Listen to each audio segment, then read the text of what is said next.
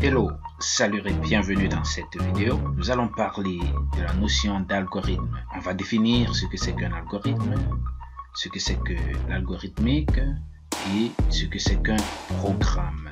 C'est quoi un algorithme? Un algorithme est une suite ordonnée et finie d'instructions s'exécutant dans un temps bien précis et permettant d'effectuer une tâche bien précise. Qu'est-ce que c'est que l'algorithmique? C'est la science qui étudie les algorithmes. Et qu'est-ce qu'un programme? Un programme est la traduction d'un algorithme en un langage de programmation. Dans la suite, nous allons parler des étapes de résolution d'un problème d'algorithme. Plusieurs étapes sont indispensables pour résoudre un problème. 1. Comprendre l'énoncé du problème. Cela revient à faire ressortir les données d'entrée et de sortie et de prévoir comment elles seront traitées. 2. Décomposer le problème en sous-problèmes plus faciles à résoudre, allant comme ça du général au particulier. 3. Élaborer la démarche à suivre pour résoudre chaque sous-problème. L'objectif étant de ressortir l'ensemble des opérations qui seront effectuées pour résoudre chaque sous-problème. Et puis enfin, élaborer l'algorithme permettant de résoudre le problème. Et cet algorithme découle de la démarche à suivre pour résoudre chaque sous-problème. Exemple d'un problème d'algorithme. Calculer le volume d'un cylindre 3. Nous allons donc détailler ici les 4 étapes vues précédemment. Petit a, comprendre l'énoncé du problème. Là, on doit faire ressortir les données d'entrée, à savoir le rayon de la base, la hauteur du cylindre, le volume du cylindre. Et quelles sont les prévisions du traitement? Ce sera, n'est-ce pas, le calcul du volume et de la base, c'est-à-dire l'aire de la surface de base du cylindre, puisque le volume d'un cylindre, c'est surface de base fois hauteur. Ce sont les prévisions du traitement. Petit b, décomposer le problème en sous-problèmes. L'unique sous-problème ici sera le calcul de l'aire de la base, qui est noté ici grand B. C. Résoudre les sous-problèmes. La résolution du sous-problème, c'est le calcul de cette base, qui sera, n'est-ce pas, effectué par l'application de la formule surface de base égale à pi fois R fois R. On dit encore rayon fois 3,14. Et enfin, élaborer l'algorithme. Une fois que vous avez décomposé le problème ainsi, vous pouvez passer à l'élaboration de l'algorithme. Nous la verrons un peu plus loin, juste après la structure d'un algorithme.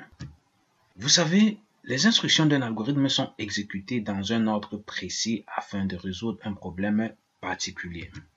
On distingue 3 parties. Nous avons l'entête qui est constituée du nom de l'algorithme, la partie déclarative qui comporte la déclaration des variables, l'écriture des procédures et fonctions, et il est à noter que ces variables conservent les valeurs des données d'entrée et de sortie. Et puis, troisièmement, le corps de l'algorithme.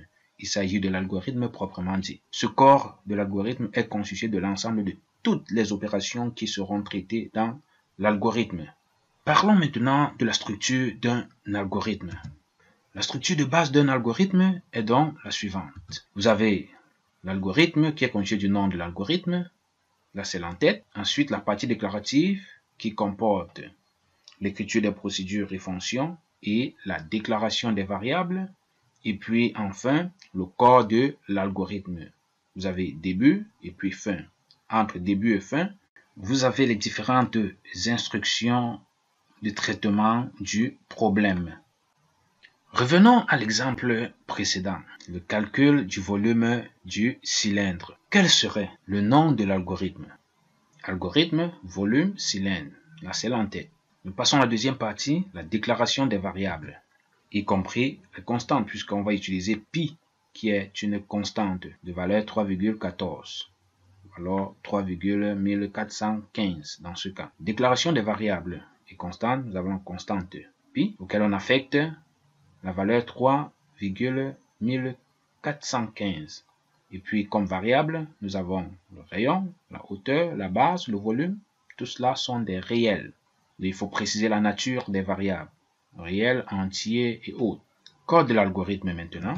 Entre début et fin, qu'est-ce qui doit se passer? On doit écrire les différentes instructions, écrire entrer le rayon de la base. Écrire signifie afficher le contenu, c'est-à-dire le résultat ou alors la valeur saisie à l'écran. Lire, rayon. Ensuite, lire ici signifie récupérer les données entrées par l'utilisateur.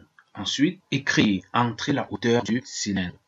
C'est-à-dire on affiche la valeur de la hauteur du cylindre. Lire, hauteur. On récupère cette valeur. Une fois qu'on a récupéré le rayon et la hauteur, à travers les instructions lire, qu'est-ce qu'on doit faire par la suite? On doit passer au calcul de la base, c'est-à-dire la surface de base. La surface de base, puis fois rayon, fois rayon. On calcule ensuite volume du cylindre. Base fois hauteur. Donc, il s'agit là de deux instructions. La première instruction, le calcul de la base, et la deuxième instruction, le volume du cylindre. Une fois qu'on a fait ce calcul, on affiche le résultat de ce volume à travers l'instruction. Le volume du cylindre est volume. Et là, on a terminé avec l'algorithme volume cylindre. Vous savez, un bon algorithme doit généralement contenir des commentaires pour permettre, n'est-ce pas, à l'utilisateur de mieux comprendre ce qui est écrit. Donc la suite vous donne le même programme, le même algorithme, mais avec des commentaires à l'appui. Algorithme, volume cylindre, déclaration des variables constantes. Vous voyez au début, nous avons déclaration des constantes, ça c'est commentaire. Ce commentaire indique que on déclare la constante qui est pi. Et après, on déclare les variables rayon, hauteur, base, volume avec leur nature réelle. Ensuite, nous avons le code de l'algorithme. Ça, c'est le commentaire. Ce commentaire signifie que ce qui vient juste après, c'est le code de l'algorithme. Et dans ce code de l'algorithme, nous avons les instructions. Calcul de la base et du volume. Donc, ça, c'est le calcul de la base. La deuxième instruction, c'est le calcul du volume du cylindre. Et puis, enfin, on affiche le résultat. Donc, je rappelle que écrit signifie afficher et lire, récupérer la donnée ou bien les données entrées que l'on doit sauvegarder, n'est-ce pas, dans la variable qui était déclarée au départ. Donc voilà notre algorithme avec les différents commentaires permettant sa compréhension. Donc nous allons terminer avec les caractéristiques d'un bon algorithme. On a la netteté. Donc un algorithme doit être net, c'est-à-dire doit être compréhensible.